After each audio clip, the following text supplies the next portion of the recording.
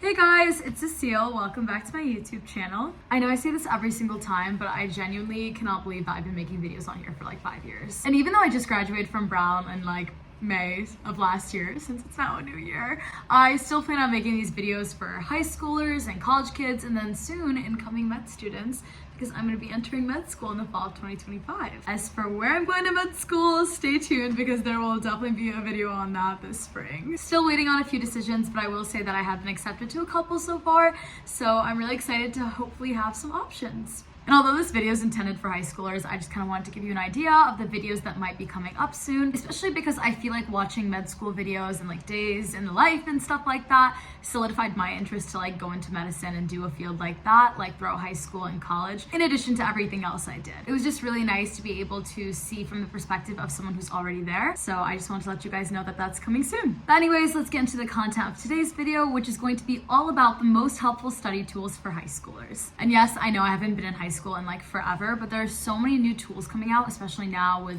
the rise of AI and everything. And I've been hearing so much about these different platforms that I really just wanted to share them with you guys so that you can just enhance your studying and make the most of your time. So today we're going to be covering 4 different categories: organization and time management, SAT and standardized test prep, writing and research, and note-taking and study aids. Jumping into organization and time management, this very first resource might seem a little basic to some of you guys, but I actually didn't start using it until my sophomore year of college. And that's a huge regret of mine because I didn't think I needed it, but once I started using this resource, my ability to manage my time and also stay accountable for everything I had to do just got so much better. And some of you might have guessed it, but I'm talking about Google Calendar. So in high school and college, I was involved in like so many different activities, especially someone who knew I wanted to be pre-med. And I had this little paper planner where I would write everything down and then just like cross it off. And honestly, this worked at first, this worked for the time being, but then as I was managing so many extracurriculars and also just trying to have my own life and like get involved in social activities and things like that, I just felt like I was running out of space and I was just forgetting to do things. And I also had such a problem with procrastination. And so the biggest thing I've been able to use Google Calendar for is putting in tasks that I don't want to do. So what I do is I assign each task a designated time block where I basically tell myself mentally, like, this is the time I'm going to be doing this task. And that's essentially the first step you can take to actually getting that task done. So even if it was something as simple as chores or doing a workout or studying for an exam, I would set time blocks where I'm going to be vacuuming during this time, or I'm going to study from 8 to 10 p.m. Monday through Friday. I would block that off in my calendar, and I feel like in a way that kind of gave me the reinforcement I needed to actually spend that time doing that task. Because otherwise it was just kind of like an abstract idea rather than something that was actually there. So yes, of course, Google Calendar can be there to kind of schedule out your day, know when your classes are, things like that. But I'm talking about using it to keep yourself accountable and really make sure that the goals that you have are scheduled in for the task that you need to do. And then total side note, another resource I found in the Google suite of all those resources is called Google Tasks.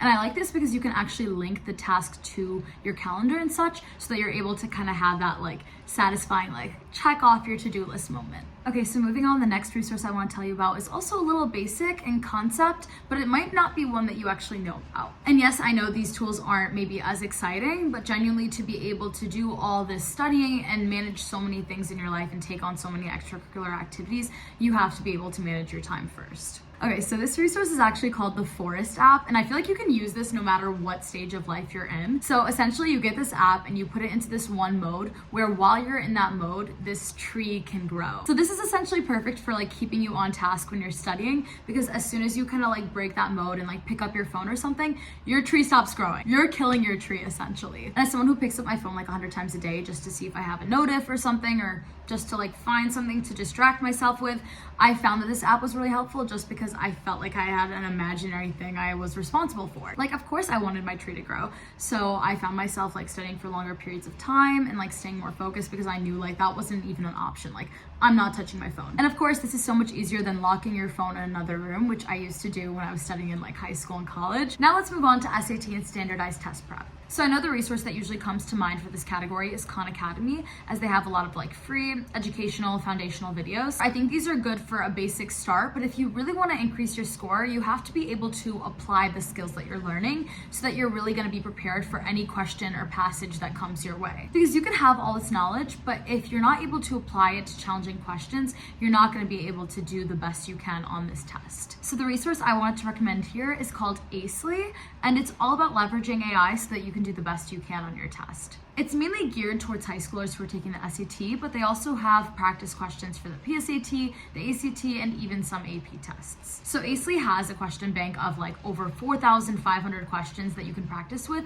but what really differentiates this resource is that it's tailored to you. Essentially, over time, the program learns about your strengths and weaknesses and can personalize your study plan. They even have this AI bot where you can ask like in-depth questions, kind of like ChatGPT, and basically get personalized feedback so that you're able to study the best you can to make up for those weak spots. So if you don't know why you got a question wrong, you can ask this AI bot and it'll basically explain it in terms that you can understand. The website also has this really cool like SAT study plan feature where you can basically put in your current SAT score and then the score that you want and your test day, and it'll essentially tell you how many tests you need to do per week, how many practice questions in each category you need to do. So this is perfect for accountability, but also just making sure that you're doing everything you can before your test date so that you can get the score you want. I honestly wish platforms like this existed when I was in high school because I feel like it would have made studying for all of these tests so much easier. But anyways, the platform is free to try at acely.ai, and then you can get $10 off if you use the code Cecile10. And you'll notice throughout this video, I'm recommending a lot of AI-based resources, and that's because these are new things that are here to make your life easier and to enhance your studying. Like, I think the most important part of learning is understanding where you went wrong when you make mistakes so that you don't repeat those mistakes, and having like a personalized AI assistant that explains that to you instead of paying for a private tutor, for example. That's something that revolutionizes the study game. Now for our third category, research and writing, I have 3 resources I'd like to tell you guys about. The first is called honeybear.ai, and once again, it's another AI resource that has literally made my life so much easier. My friend actually created this website, which is just a really cool side note, but essentially what it does is it summarizes any PDF or like research article you give it, and then you can ask it questions about the article or like images within the article. So it's just like a really useful tool for when you're like researching for a paper or just like doing anything that's research intensive and you need to read all these documents and you just like are short on time, or you need to ask clarifying questions because you're reading something and the jargon's just like super intimidating. So for a lot of my science classes, I feel like I would just like put in primary literature into this honeybear.ai platform, and it would just kind of summarize what I needed to know. And it just basically like used terms that I could understand for stuff that was like really complex scientifically. The next resource is something that's like kind of on the other side of things, but it's all about like creating bibliographies when you're doing research. So this is called Zotero,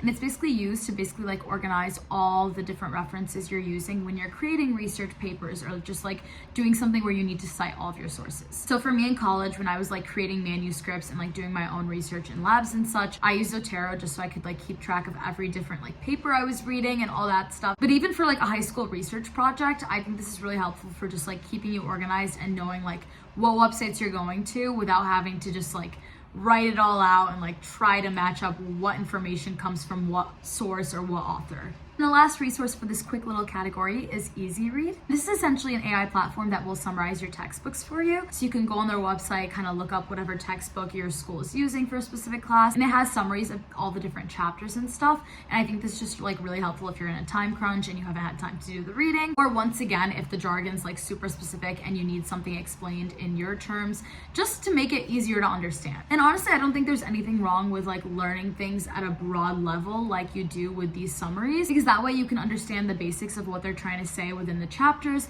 and then you can go back and reference the textbook and like learn the specifics from there. Anyways, let's move on to note-taking and study aids. So the common resource that comes to mind is Quizlet, since you're able to make these flashcards and learn them through different like games and tests and all these fun features. However, unfortunately, Quizlet is now charging for these fun features. But luckily, I found a website called Knowit that essentially does everything that Quizlet does, like to the T. It literally lets you copy and paste your Quizlet link into the website and get it all done through there, and you can do it all for free. So personally, I have Quizlet Premium since I bought it, and I feel like it's really efficient and reliable. But now that I know this resource exists, I'm about to cancel that, save my like $30 a year or something, because this does literally the exact same thing, and I tested it out and it works. But once I go to med school, you're gonna see me on applications like Anki, which you can use. I just think they're a little complicated for like high schoolers and maybe even college students. They are super helpful because it's similar to Quizlet or Note, in that you have these flashcards that you expose yourself to. But the different thing is they basically expose it to you at different times so that you have this intermittent studying, so that the harder flashcards show up more often, and then the ones that you understand that are like more easy